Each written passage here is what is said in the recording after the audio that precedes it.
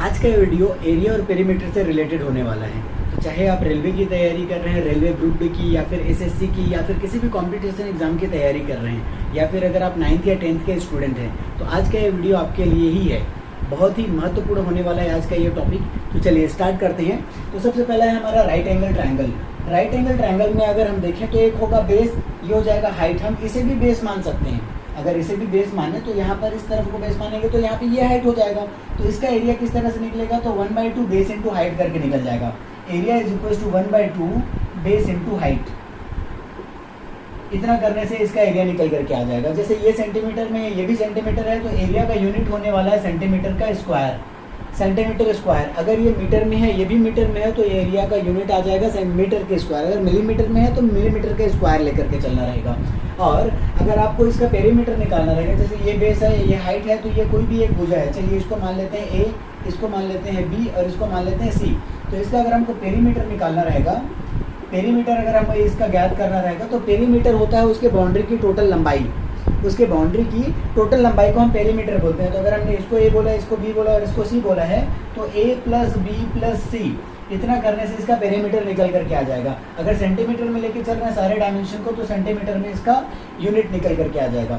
दूसरा हमारा कोई एक नॉर्मल ट्रायंगल है, कोई सा भी एक नॉर्मल ट्रायंगल आप मान करके चलिए, जिसकी 3 भुजाएं दे रखी है, तीनों ही अलग अलग भुजाएं हैं। अगर तीनों सेम भुजाएं रहती है तो उसे हम क्या बोलते हैं, इक्विलैटरल ट्रायंगल बोलते हैं, समबाहु त्रिभुज बोलते हैं। तो उसका एक अलग कॉन्सेप्ट होता है।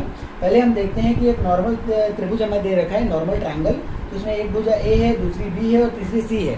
तो इसका एरिया कैसे निकालेंगे, तो एरिया निकालने के पहले इसका हम समझ लेते हैं अर्ध परिमाप। तो ये निकलेगा a plus B plus C by 2 करने से, a plus B plus C by 2 करने से अर्ध परिमाप निकल करके आ जाएगा। और इसी अर्ध परिमाप की सहायता से हम किसी नॉर्मल ट्रायंगल का एरिया निकालने वाले हैं। एरिया निकल जाएगा यहाँ से। इसके लिए एक सिंपल सा फॉर्मूला ध्यान में रखना है। ये हो जाएगा एस माइनस ए, एस माइनस बी, फिर एस माइनस सी। आपस में सभी गुणा में रहेगा, सभी मल्टीप्लाई में रहेगा। ब्रैकेट के अंदर में जो है वो माइनस हो रहा है। एस हो गया अर्ध परिमाप, और अर्ध परिमाप के साथ फिर पहली भुजा को माइनस करके मल्टीप्लाई करना है, फिर दूसरी भुजा को माइनस करके, फिर तीसरी भुजा को माइनस करके ये निकल जाएगा इसका एरिया। एरिया जहाँ पर भी निकालना रहेगा तो इसका यूनिट हो जाएगा, अगर सेंटीमीटर में लेके चल रहे हैं तो सेंटीमीटर का स्क्वायर। एरिया का एक और फॉर्मूला आपको ध्यान में रखना है। इसी के लिए नॉर्मल तरह से अगर हमको निकालना रहेगा तो 1/2 कोई भी एक भुजा हम ले लेंगे, उसके बाद एक भुजा और उसके साथ उसकी ऊंचाई लेंगे। एक भुजा को लेंगे और उसके साथ उसकी ऊंचाई लेंगे और दोनों को मल्टीप्लाई करके अगर 2 से डिवाइड कर देते हैं तो यहाँ से इसका एरिया निकल करके आ जाएगा। अगला जो है वो है हमारा समबाहु त्रिभुज। समबाहु त्रिभुज हम उस त्रिभुज को बोलते हैं जिसकी सारी भुजाएं बराबर होंगी। इंग्लिश में बोलेंगे तो इक्विलैटरल ट्रायंगल।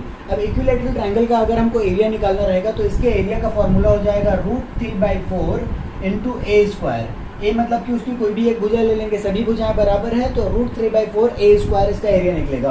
और पेरीमीटर करेंगे तो पेरीमीटर होता है इसके बाउंड्री की लंबाई। तो बाउंड्री में a प्लस ए यानी कि 3a इसका एरिया पेरीमीटर निकल करके आ जाएगा। एरिया अगर ले रहे हैं हम सेंटीमीटर में तो सेंटीमीटर का स्क्वायर हो जाएगा, और ये हो जाएगा पेरीमीटर हमारा सेंटीमीटर में इसका यूनिट।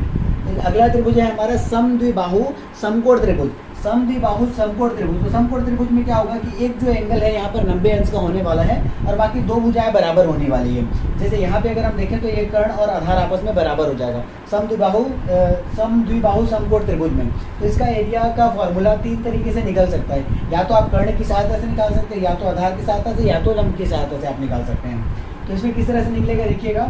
अगर हम कर्ण को लेकर के चल रहे हैं तो कर्ण का square divided by 4 is equals to, लंब को अगर आप लेके चलोगे तो लंब का स्क्वायर डिवाइडेड बाई 2, और आधार को लेकर के अगर आप चलते हैं, आधार की सहायता से निकालते हैं, तो ये हो जाएगा आधार का वर्ग डिवाइडेड बाई 2।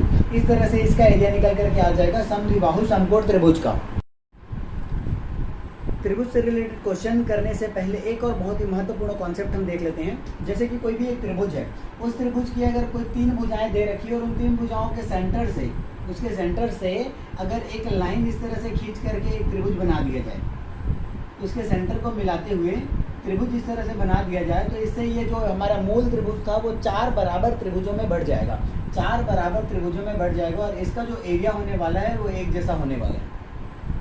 जैसे टोटल एरिया अगर हमने निकाल लिया, इसका टोटल एरिया निकाल लिया और हमें निकालना है किसी एक का एरिया निकालना है। जैसे ये जो सेंटर वाला है उसका एरिया निकालना है, तो एक का एरिया निकालने के लिए यहाँ पे हम 4 से डिवाइड कर देंगे तो किसी भी एक का एरिया निकल करके आ जाएगा।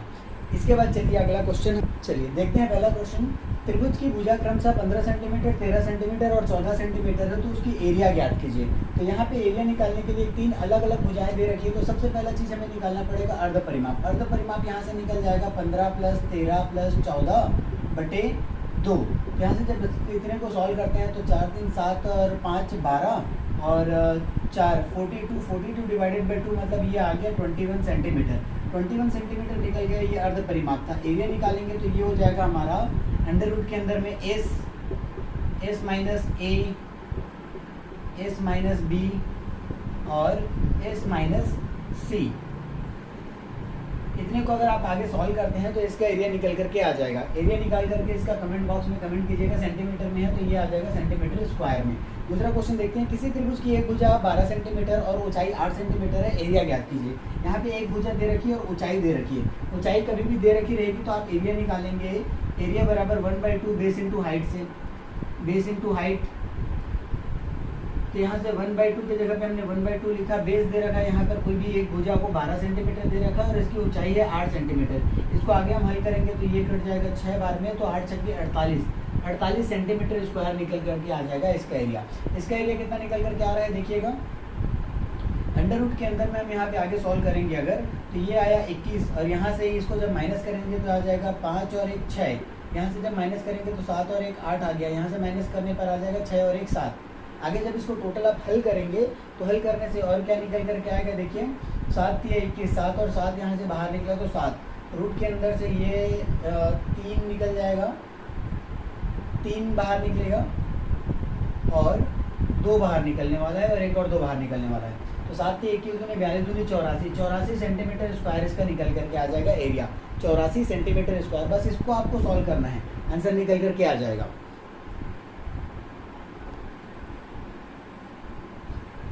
अगला है समचतुर्भुज। समचतुर्भुज, समांतर चतुर्भुज और समलंब चतुर्भुज, इसमें बहुत सारा कंफ्यूजन रहता है स्टूडेंट्स को। चलिए देखिएगा, इसे आसानी से समझते हैं हम, किस तरह से हम ध्यान रख पाएंगे।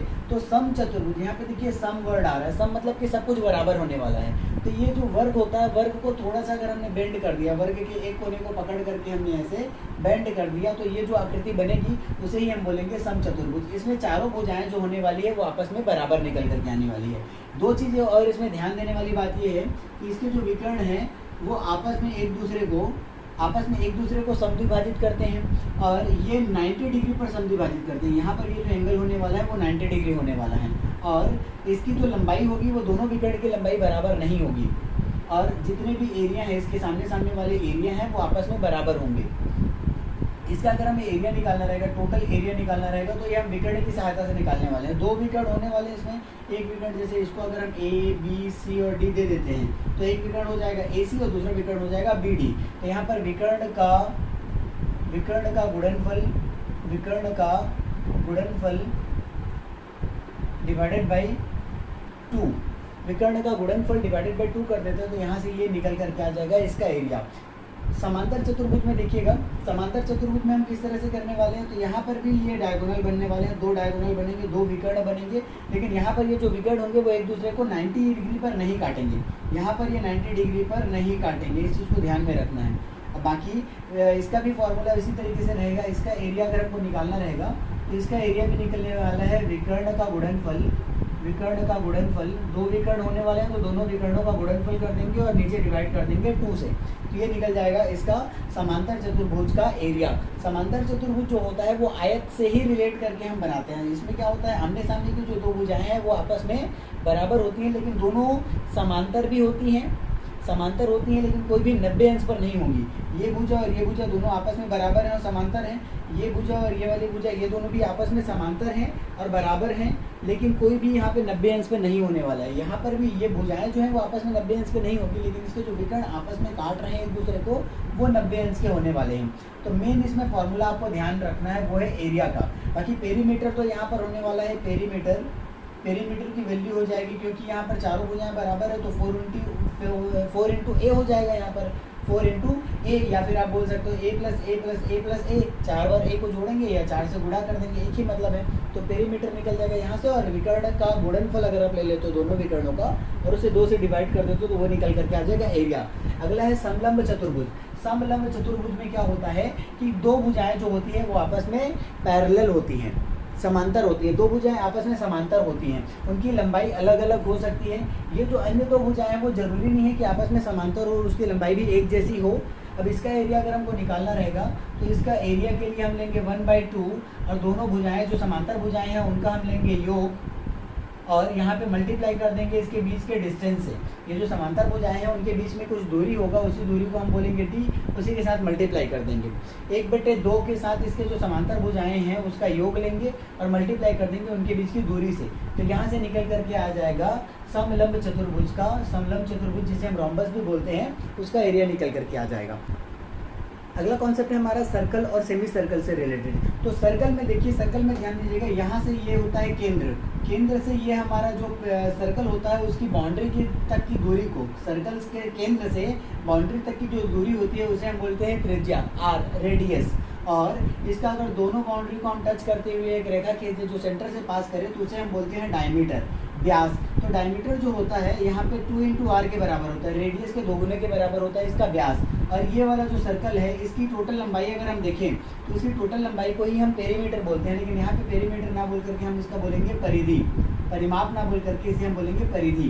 तो इसके दो चीज़ें आपको इंपॉर्टेंट फॉर्मूले ध्यान में रखने हैं। एक तो इसका एरिया ध्यान में रखना है, तो एरिया बराबर यहाँ से क्या होने वाला है, तो एरिया के लिए आप रेडियस के टर्म में भी निकाल सकते हैं, डायमीटर के टर्म में भी निकाल सकते हैं।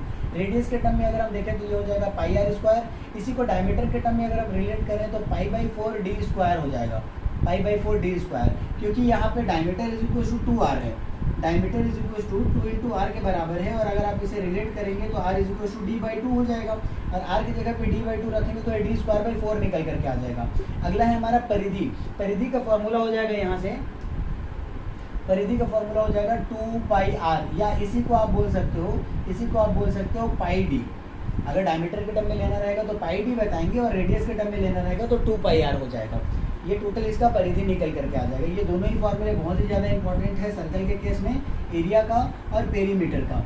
फिर अगला है हमारा हाफ सर्कल। हाफ सर्कल में अगर हम इसका एरिया देखते हैं तो क्योंकि ये टोटल हाफ हो गया, पूरे सर्कल का हाफ हो गया, तो इसका एरिया हो जाएगा πr² / 2।